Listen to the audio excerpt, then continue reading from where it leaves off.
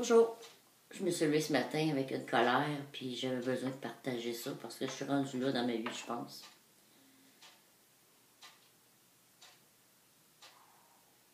Ça arrive que je me lève avec cette colère-là, malgré toutes les années qui ont passé. Je vais vous parler des abus sexuels parce que je suis une victime qui, au fil des ans, a pris des thérapies, a essayé d'évacuer ces parties-là de ma vie que j'ai vécues. Puis même si tu fais des thérapies, il n'y a rien qui va effacer.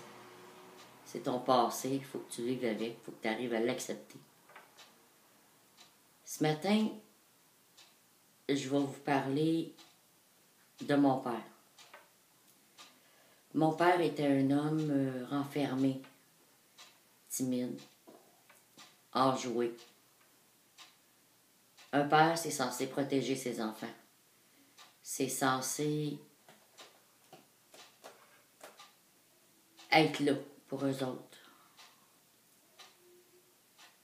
Mais mon père, quand il était en boisson, était exhibitionniste.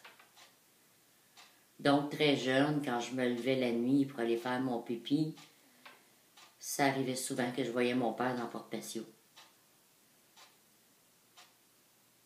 En vieillissant, le trouble de mon père c'est augmenté. Au point où à 4h30 ou à 3h30, quand j'arrivais de l'école en autobus, en débarquant, je voyais mon père tout nu dans la fenêtre. J'étais avec mes amis, j'avais honte, je voulais pas qu'ils voient ça. Donc,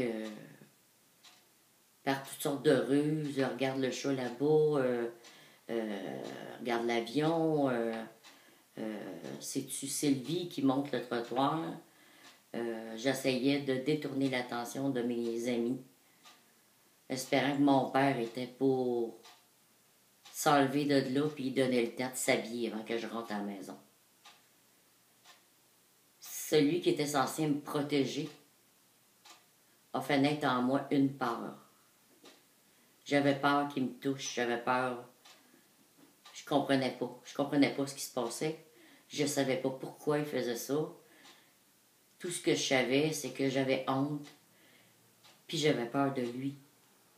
Une fille n'est pas censée avoir peur de son père. J'ai parlé à un moment donné à ma mère en lui disant que j'avais peur qu'il me touche. Ma mère m'a assuré que jamais il ferait ça, que c'était juste, bon, parce qu'il était chaud, parce qu'il avait bu, parce que... Mais malgré tout ça, ça continuait. J'entendais les chicanes de mes parents. Des fois, j'étais couchée, puis je savais que mon père était nu dans la fenêtre parce que ma mère était fâchée après lui, fait que...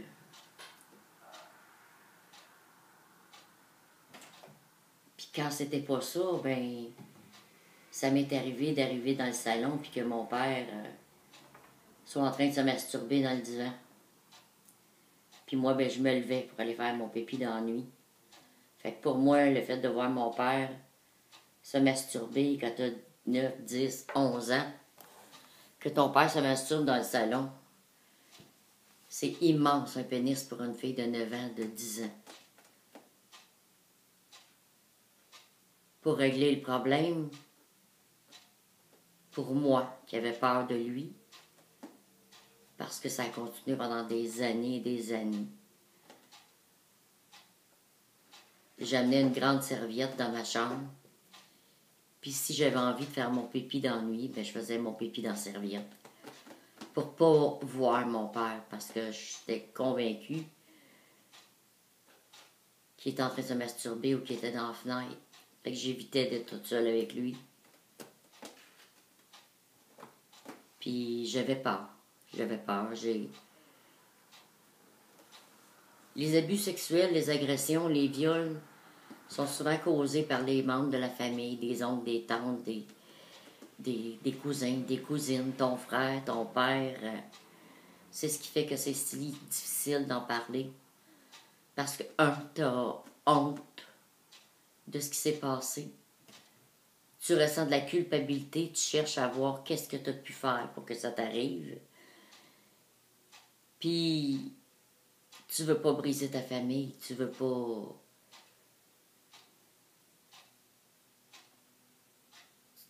Tu veux pas que ça aille plus loin que ça. Tu veux pas que ton univers change. Puis les hommes de ta vie sont censés t'aimer. C'est une drôle de façon d'aimer tes enfants. D'aimer tes cousins, tes cousines, d'aimer ta soeur, d'aimer ton frère. Parce qu'il y a des garçons qui sont aussi abusés. C'est difficile d'en parler parce que ça touche ta famille. Ta famille qui est là pour te protéger, puis te soutenir, puis t'aider. Fait que quand t'arrives avec des histoires comme ça, ben des fois, c'est toi qu'on traite de menteuse, c'est toi la victime, mais c'est toi qu'on accuse de mentir. Ce qui fait que tu finis par plus en parler. Ce que l'exhibitionniste de mon père a causé dans ma vie, c'est que peu importe les conjoints avec qui j'ai été, je ressentais cette immense colère-là quand il se levait, nu d'ennui pour aller aux toilettes, ou qu'il se levait le matin, nu pour aller se faire une toast en cuisine. J'ai plus d'enfants aujourd'hui à la maison avec moi. Mais quand mon conjoint se promène nu, que la fenêtre est ouverte ou que quelqu'un risque de le voir, je viens tellement agressive. Cette agressivité-là, est là depuis des dizaines d'années. Je peux pas guérir ça. Parce que le souvenir de ça, je peux rien y changer. C'est arrivé, c'est du passé. Mais je reste encore là avec ces souvenirs-là, puis cette agressivité-là qui monte en moi chaque fois qu'il se produit quelque chose comme ça. Si tu as des enfants, prends donc pas de chance. Tu as à te masturber, masturbe-toi dans ta chambre, dans la toilette. Fais ce que tu veux.